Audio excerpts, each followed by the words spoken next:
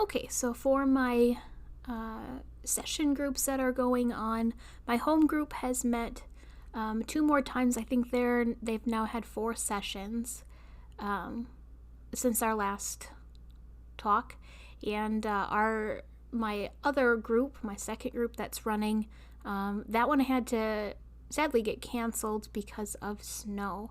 So, but I'll tell you how the group went. For my home group, we left off and they had just found Tristan the Terrible. He was in the greenhouses. They rescued him. They're really focused on getting the paintings found, which is great. I like having my players dedicated to one facet, I guess, of the campaign that makes it easier to plan. The group, after talking with Tristan, because it's a talking painting, and talking with Professor Sprout, they kind of realized that Good Queen Bess was bad at wagering, but a portion of that bad luck was her inability to understand statistics and probability. While it's the truth, maybe it should not have been the first thing I brought up, because immediately the group thought of math. And while that is math, her bad luck is basically that she couldn't win anything. So instead of thinking about how students generate points, which is where I had wanted them to go over to the points counters, they decided to go over to the arithmetic classroom. Now, I didn't put anything in the arithmetic classroom. There's nothing there. It's not even a magical subject, in theory. So they went over there and they made some checks, and I tried to make it pretty clear there's not a whole lot in this classroom.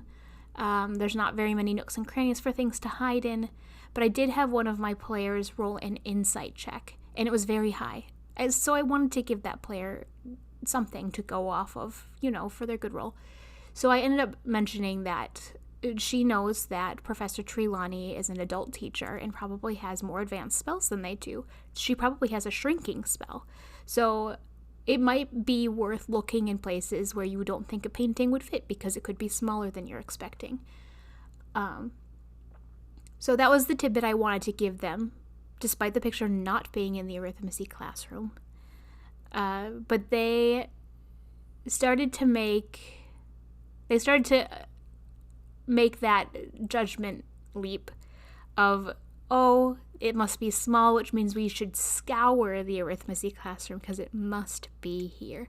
And especially, I have a picture of a classroom. It's just supposed to be a generic classroom. I was not expecting people to look at the details of the classroom and be like, oh, that must be what's in my arithmetic classroom.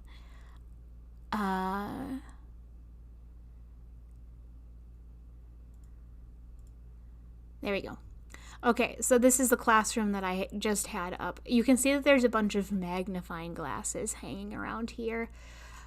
That ended up being a problem because they just had this idea of the picture is shrinking, now there's magnifying glasses in the picture. The picture has to be in this room. So that was definitely my fault as the dungeon master, not realizing that they would probably make those connections.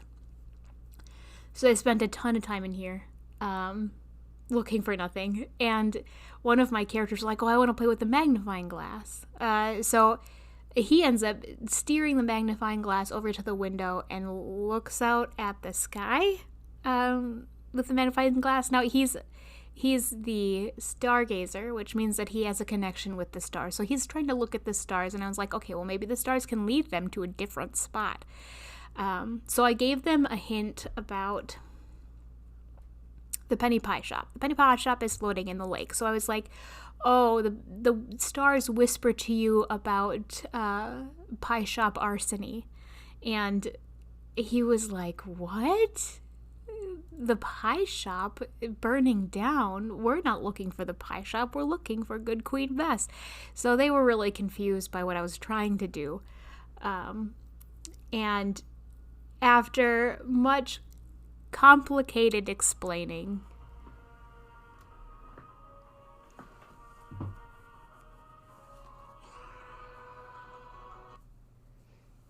After much complicated explaining, and some out of game explaining on the DM's part, we finally moved past the arithmetic classroom. They realized it was not there. They did end up finally realizing that the book that I gave them, that Unlucky Witches and Wizards, was important. They checked it out and they never looked at it again, but finally I got them to look at it again and look through the paintings. They didn't realize, they're like, well, there's so many witches and wizards that were unlucky in here. How do we know which 5 count? And then I was like, well, who in the castle might know something about the paintings? And one of my characters like, the other paintings on the wall. So finally, again, they made their way over to the grand staircase and talked to the paintings about which of their fellow paintings are missing. So they finally got a list of all of the names, and they looked them up in the book, and they figured out kind of what unluckiness they all had. And now they are full-fledged into the searching for the paintings based off of their unluckiness. They ran out of time in game. They had to go back to their common room because it was getting to be past curfew. And they were sitting in the common room and talking about, okay, well, what should we do? They wanted to explore the secret passageway that they had found in the common room. But they didn't obviously want to get caught, so they had to figure out a way how to get in there. I'll zoom in so you guys can see. So this is the Slytherin common room here. It comes down into this little, tail, I guess. And the secret passage is that blue dot. The blue dot links up with the ballroom up here.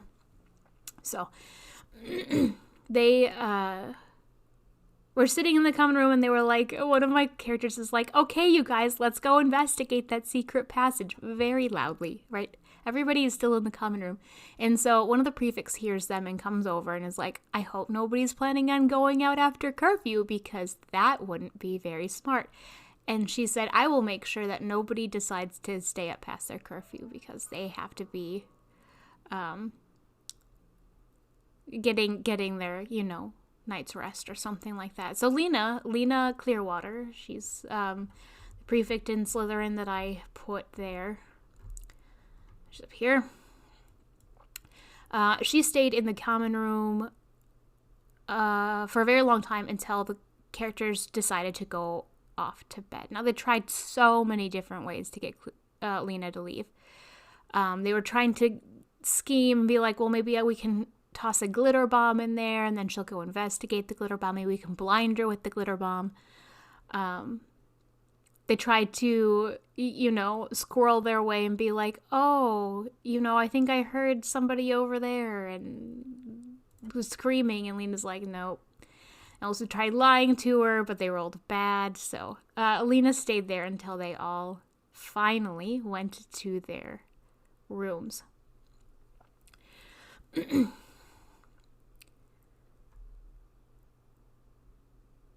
That wasn't the end, though. Of course, they decided that they wanted to kind of stay up and sneak out.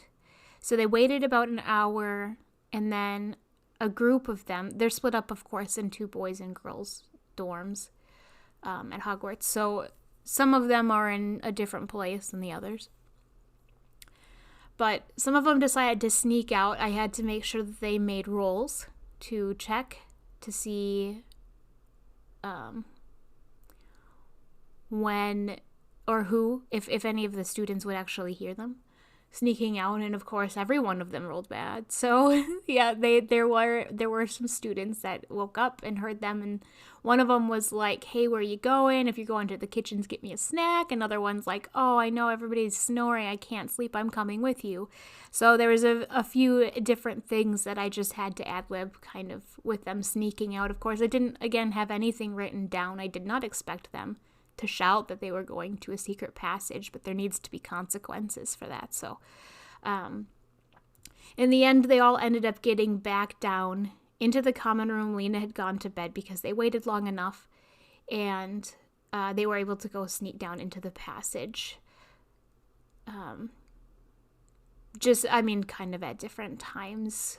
The boys got there first, and then the girls followed. So they ended up going over and making it into the ballroom.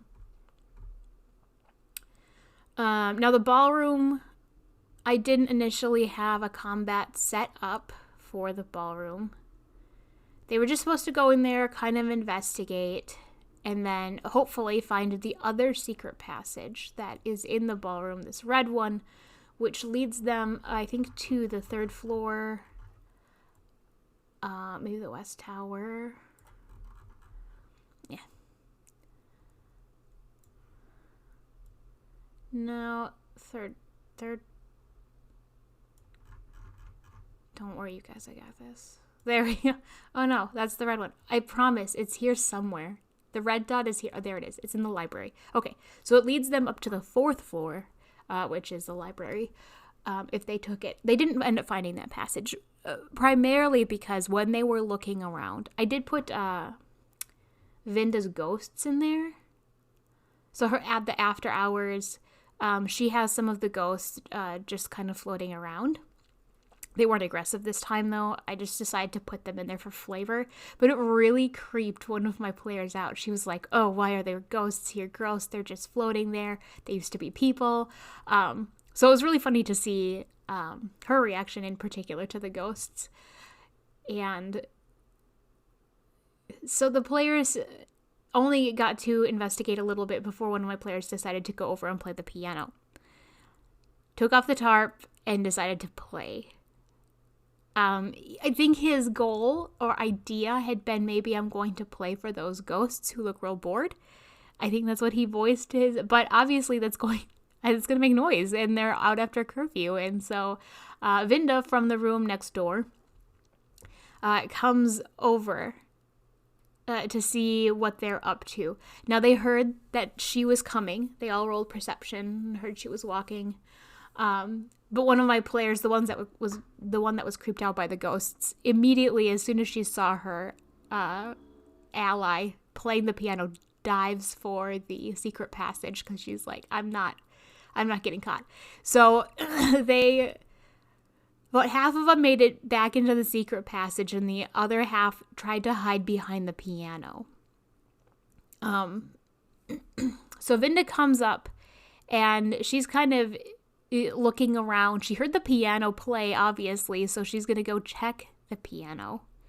My players understood this, so the ones that made it into the secret passage. Go back over to my ground floor. Oh no, it would be basement. The players that moved over. So my players are up here in the secret passage. The piano is over here. These players used a glitter bomb and threw it out here, and it exploded. But their sleight of hand was pretty bad, so Vinda saw their hand come out of the trapdoor. She also saved against the blind effect of the smoke bomb, so that didn't work. So she started walking up here to check inside the little trapdoor that's up there. And the players behind the piano was like, oh no, I gotta save my friend. So my rogue character decides to cast her spell. Her spell can only go 3 squares away from her, so it's not very long ranged. She decided to break one of the tiles on the floor with her spell. And immediately the teacher turned around and saw them. Right, they were hiding behind the piano. The spell wasn't very far away. And she also used the spell as a verbal component, so she heard my rogue cast the spell. In the end, of course, they were all caught. The 3 behind the piano, and then she was like, okay, I need the person that's in the trapdoor to come out.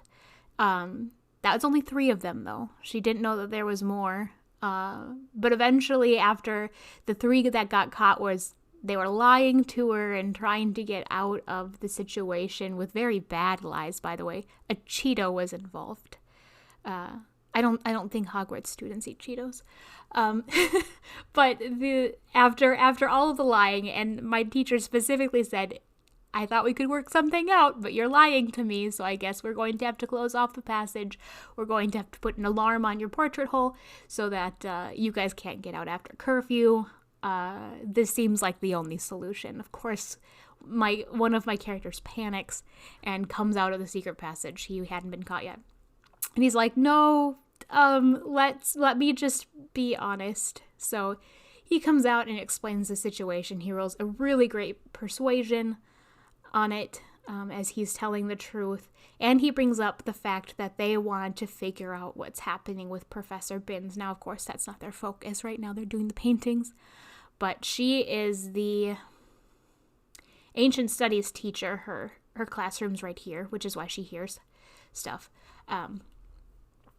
She loved that answer. She was also trying to work on what's wrong with Professor Binns. That's one of the reasons why she was hired for the position, because she's a ghost expert.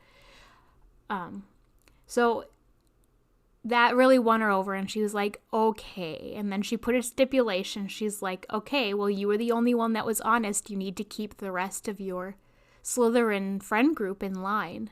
So if any of them get caught or step out of line, I'll trade in every single point inside your point counter. And you won't be gaining anymore after that. And so you'll be able to face that punishment from both your peers and not winning anything. So that was a big deal. They really wanted to win glory for the house and gain points. Part of the argument and the lies that they told us did detract 20 points from their points counter. So they did lose points, but they ended up getting 10 back because of the honesty that he gave. So they all ended up getting caught. Everything worked out, and there's a stipulation that he has to keep them in check. She said she wasn't going to close the secret passage. She did give them a quest. She said that they need to look around Hogwarts to see if they can notice anything strange about the architecture that would suggest where the bones of the ghosts are being kept. This might help her understand why the other ghosts are still really active, but Professor Binns is not. So she just needs to understand what Hogwarts used in order to make their ghosts more stable. Hopefully, the answer to that is the glittering obsidian that's scattered around Hogwarts. So hopefully they'll look around and make that connection. They kind of are already leaning in that connection, but they're going to go out and confirm that if they remember. So yes, she sends them on a quest. There's a stipulation that they all have to behave now. And also when they use the secret passage, they have to come knock on her door to her office and let her know that they're wandering around, so that she knows that she needs to be more aware that there are students wandering around after curfew, in case they get in trouble. So they've made a deal, a secret deal with Vinda, that they're going to be allowed out after curfew. And I think that might be where we ended. Oh no, that was Saturday. Their Saturday. So they've gone through 1 weekend day, and now they're on Sunday. Sunday, again, they still wanted to keep focusing on looking for Queen Bess. They woke up in the morning, and they were like, well, okay, so if she can't win anything and she can't win wagers, maybe it has something to do with the giant chessboard outside. Now, I moved that chessboard from Sorcerer and the Stone outside on the grounds. I was like, it's just too cool to leave down there and rot. They probably spent a lot of resources making it, so why not let the players play with it? I removed some of the dangers, like the pieces don't break themselves. They just tap each other. But so they went out there and they were like, well, let's play a game of chess to see. They ended up finding the portrait of Good Queen Bess in one of the chess players' mouths, the horses' mouths. I did move it. I know that my notes say that she's supposed to be behind the points counter, but they were so focused on the wagering and probability factor, and I feel like that was my fault. So I moved the picture over to the chessboard so that they could do that. So they were starting to play chess, rolling, I don't know, performance maybe? I forgot what I had them roll for the chess. And one of my characters, after the horse with the picture was captured, he didn't let go of the picture. My thought is that the person that had that color of pieces had to win the match, so that Good Queen Bess could have won something. And that was my reasoning for putting it over there. But the horse was captured and went off to the side. And so one of the players got down and started talking to the horse and being like, hey, why don't you give me the painting back? And it wasn't working. So some of the Quidditch players that were flying overhead noticed this Slytherin talking to the animated horse. And they started laughing and picking fun at them because, of course, there's bullies, and that's something that a bully would do. And so angrily, the character that was getting teased cast an offensive spell at the people that were flying by. And so, of course, they decided to land an initiative started. The rest of my players were freaking out. They were like, no, we can't fight them. They rolled, a perception check to size up the kids that landed, and they were all Quidditch captains. So that were doing drills together. Of course, not the Slytherin Quidditch captain, because everybody hates Slytherin, so it's the 3 other houses. And smartly, the characters were like, no, we need to get out of this. We need to be nice and apologetic, even though they're bullies, because we just can't take them. So the person with the big-hearted trait walked over, and of course, the big-hearted trait works before, aggression really breaks out. So she was like, oh, hey, hey guys, and they were like, oh, why are you hanging out? The Quidditch captains were like, hey, why are you hanging out with all these scrubs that are casting spells and talking to stupid horse chess pieces? So she rolled again, very good persuasion, and some other people came over and apologized, and the character that cast the spell initially came over and healed the wound that he had created, and the Quidditch captains ended up flying away. It would have been a really fun fight, though, if they had decided to do it. Would they have won? I have no idea. I mean, they were 7th years. I wouldn't have made it impossible, but I would have made it very, very hard. There's a chance that a teacher would have come over and found them too. But that is where the session ended. They ended up playing the chess, and by a fluke, the player that had the right colored chess pieces with Queen Bess ended up winning, and they got the picture. So they now have 2 pictures, 2 portraits, and their next goal, I guess, they have a hint about this one, but they were talking about going to the kitchens, and I was like, what do the kitchens have to do with fire? In my head. So I was like, I just don't think they get it. They just don't get that this is about the unluckiness of the painting, not just because it's a pie shop and you make pies in a kitchen. So, but yeah, so that's how that session went. I'll talk about the last session we just finished another time. So, and I'll probably put up a show of all of the spells that I've created for the players.